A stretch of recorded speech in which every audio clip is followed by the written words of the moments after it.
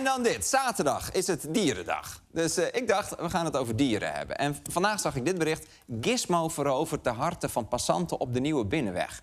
Peekaboo. Ja. Gizmo is een papegaai en iedereen is gek op hem. Snap ik, want papegaaien zijn gewoon heel leuk. Hier moet je kijken. Deze kan gewoon dansen.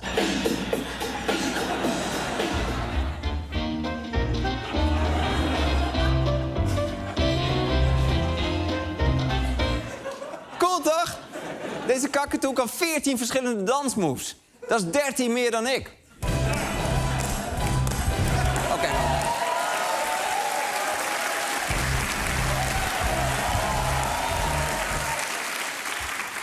Oké, 14 meer dan ik. En als je dit soort filmpjes ziet, dan denk je... wat een leuke beesten, ik wil ook een papegaai. Maar ik las laatst dit. Marktplaats wordt overspoeld door gedumpte papegaaien. Dat klinkt juist weer helemaal niet goed. Nou, dus wat is het? Zijn papegaaien wel of niet een leuk huisdier? Ik ga het uitzoeken. Ik trek mijn jasje uit. Het is tijd voor...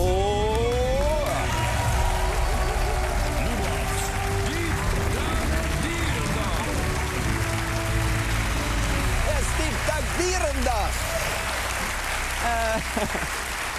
Het is Diepduik Dierendag en vandaag dus over papegaaien. En even voor de duidelijkheid, met papegaaien bedoel ik papegaaien en parkieten. Want dat wist je misschien niet, maar parkieten zijn dus ook gewoon papegaaiachtige. Alleen kleiner en met een langere staart. Dus voor alle parkieten die nu zitten te kijken en dachten van... haha, dit wordt lachen, ik bedoel ook jullie. Kutzooi. En veel mensen in Nederland hebben een papegaai als huisdier. Hoeveel het er zijn is niet bekend, maar er is wel een schatting van het totale aantal sier- en zangvogels die Nederlanders als huisdier houden. Dat zijn er 1,5 miljoen. Maar er zitten ook kanaries tussen en de 7 vinkjes van Joris Luijendijk.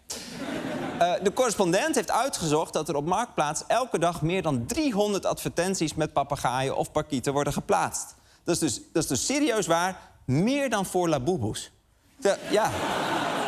Mijn nichtje heeft tegenwoordig een zeldzame kakatoe aan de tas bungelen. Of was ik geen oom? Ik weet het eigenlijk niet. Nou ja, maar ja. Papegaaien zijn dus populair als huisdier. En ergens snap ik dat ook wel, want het zijn gewoon leuke beesten. En nuttig. Deze papegaai voorkomt bijvoorbeeld een fietsdiefstal. Драчун.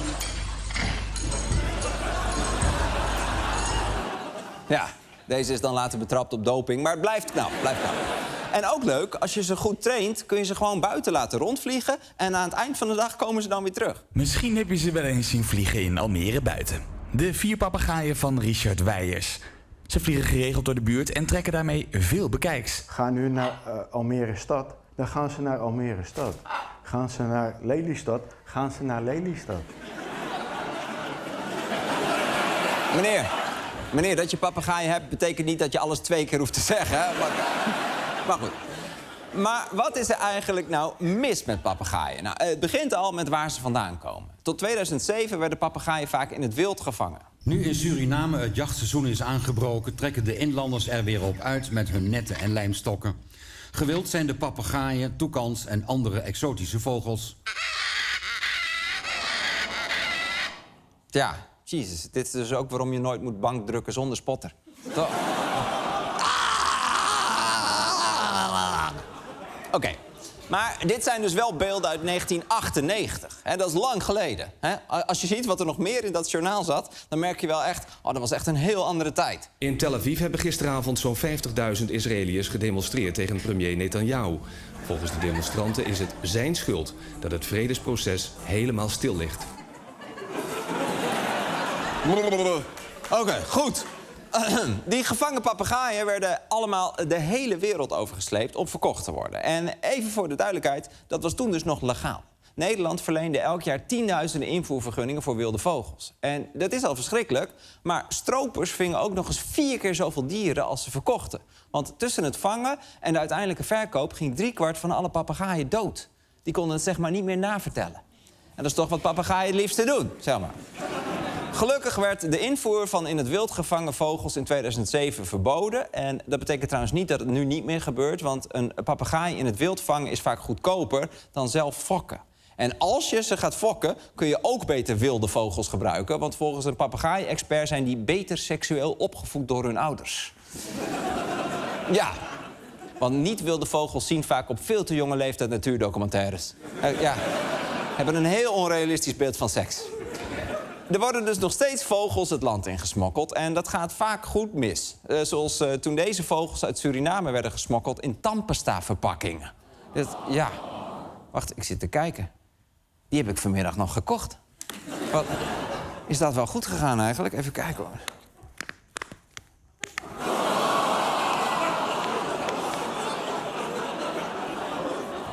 Hallo? Sneu, toch?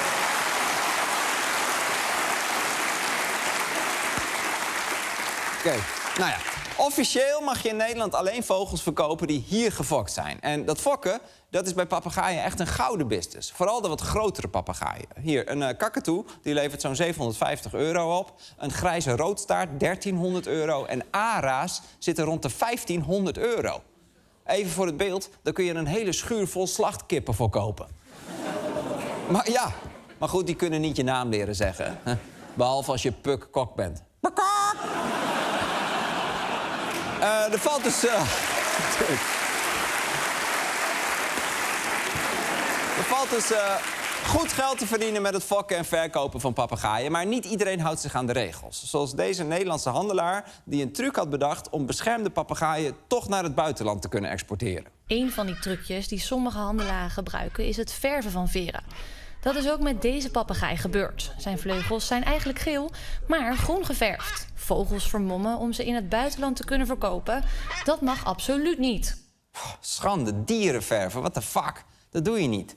Ja, behalve om schapen te slutshamen, maar verder niet. Maar serieus, de veren van beschermde papegaaiensoorten verven om ze illegaal te verhandelen en te exporteren. Wie doet dit nou? Nou, dat was een bekende papegaaienhandelaar die €500.000 boete kreeg voor illegale handel. En dan denk je, zo'n bedrijf mag dan vast ook geen papegaai meer verkopen. Maar nee, hun winkel is nog gewoon open. Sterker nog, ze zijn naar eigen zeggen de grootste papegaaien-speciaalzaak van Europa. Ja, we hebben zijn gezicht even geblurred, want hij is dus veroordeeld. En we hebben het gezicht van die papegaai ook geblurred, want die is kroongetuige. Die wilde wel praten, zeg maar. En er gaan wel meer dingen mis in de papegaaienhandel, zoals handopvak. Dat is dit. Jonge vogels worden veel te vroeg weggehaald bij papa en mamagaai en die worden dan met de hand gevoerd. Dat is al meer dan 10 jaar verboden in Nederland, omdat het op latere leeftijd gedragsproblemen veroorzaakt. Die papegaaien die gaan bijvoorbeeld hun eigen veren plukken. Ze worden agressief of ze gaan met vuurwerk gooien bij een raadsvergadering over een AZC. Het mag dus niet, maar het gebeurt wel. Op Marktplaats staan superveel advertenties van babypapegaaien die met de hand worden gevoerd. Hier, babyvalkparkietjes krijgen nog 3 maal daags pap. Of deze, krijgt nog 2 keer per dag met een spuitje. Is een van de beste praters. Niet tegelijk, denk ik dan, toch? Zeg, waar zijn mijn ouders? En misschien denk je nu... ja, maar Arjen, mijn papegaai is niet in het wild gevangen. Hij komt van een keurige fokker en heeft netjes tot zijn 30ste bij zijn ouders gewoond. Wat is nou het probleem met je stomme kuif? Nou, ten eerste... kijk naar je eigen kakatoe. En ten tweede... legaal of niet, voor papegaaien is het helemaal niet goed om in gevangenschap te leven. Al was het maar omdat ze heel erg slim zijn. Dat merkte ook deze vrouw toen papegaai Jacco haar gewoon herkende nadat hij was ontsnapt. Saskia weet overigens zeker dat het echt Jacco was die op haar lokstem reageerde. Ja, toen liepen we weer een stukje terug. En toen floot hij naar me. Pju, pju. En hij noemde me hoer. Vandaar dat het niet onze vogel was.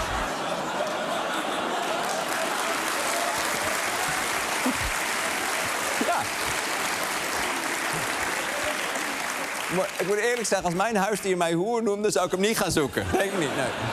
Maar die beesten zijn dus echt super slim. De intelligentie van papegaaien is vergelijkbaar met die van peuters. Dus je neemt eigenlijk een vliegende peuter in huis en zijn mond is een schaar. Ja, hier komt het vliegtuig. Ah!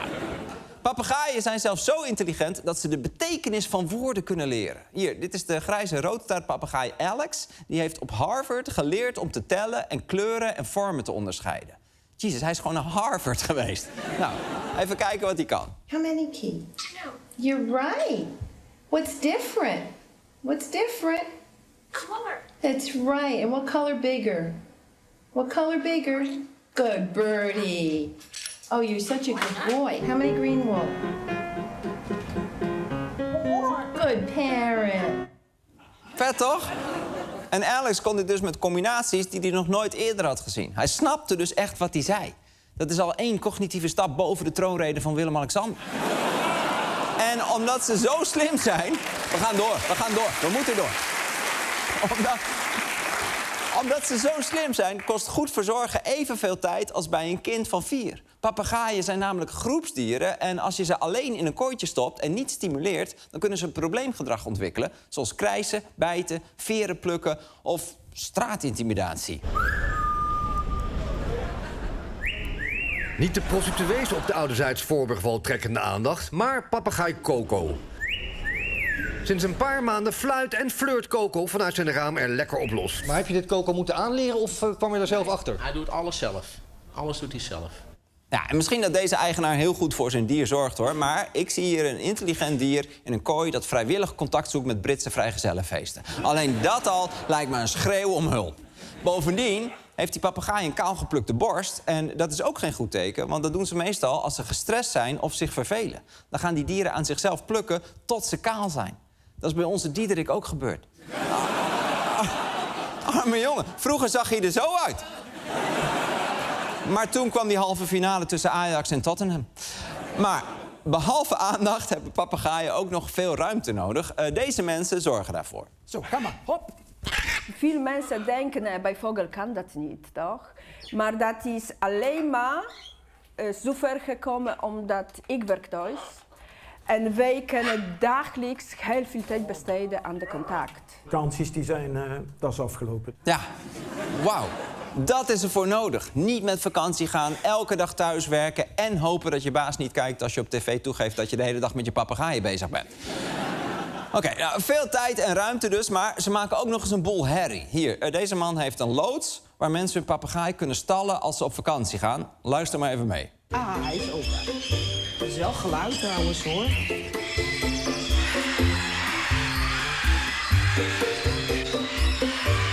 Dit is nog klein.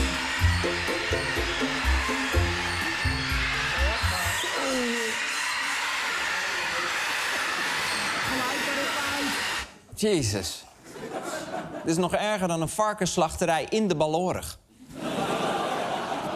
Maar goed, stel, je doet alles goed. Hè? Je geeft je papegaaien vet veel aandacht, vet veel ruimte en je bent volledig doof aan beide oren. Dan is de vraag, hoe lang ga jij dat volhouden? Want een goed verzorgd grasparkietje wordt al 15 jaar. Dat is al oud. Maar grote papegaaien worden echt mega oud. Ze kunnen inderdaad 80 worden, dus ik hoop dat... Ze overleven je waarschijnlijk wel dan? Ja, ik hoop dat mijn kinderen dezelfde passie hebben voor vogels als dat wij dat hebben. Ja, ik hoop het ook voor je. En voor de papegaai. Want anders is het straks... Het was kerstochtend 2061. Ik weet het nog zo goed, de papegaaienkooi was leeg. Dus, dankjewel. Dus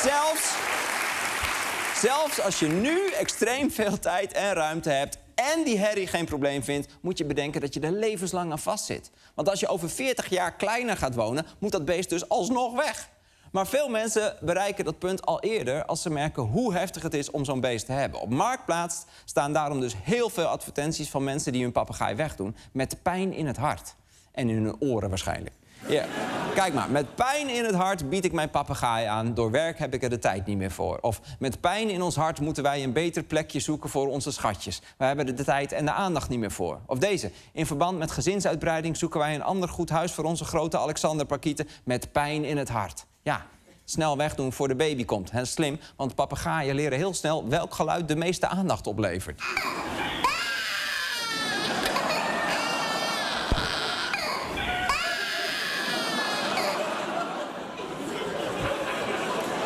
En een kind doet het een paar jaar, maar deze houdt dit dus 60 jaar vol.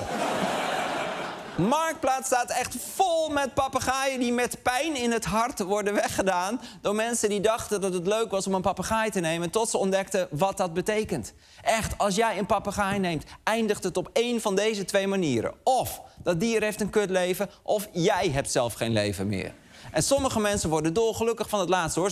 Zoals de papegaaienman uit Goorlen met zijn zelfgemaakte papegaaienmobiel. Ze gaan overal mee naartoe. Overal waar ik ben, ik durf eigenlijk niet zonder mijn gaaien te gaan, want ik ben bang dat ze mijn huis afbreken. Kijk Kijk, deze man die heeft er veel plezier van. Prima, maar dit is misschien niet hoe jij je pensioen voor je had gezien. Dus als jij houdt van papegaaien en je denkt... ik wil de komende 80 jaar een gevleugelde peuter gevangen houden in mijn huis... ik woon lekker groot, alles mag kapot en ik hoef nooit naar mijn werk... en ik hou van dit geluid... dan kun je overwegen om papegaaien te nemen. Maar eigenlijk zeg ik, met pijn in het hart, doe het niet. En tot zover.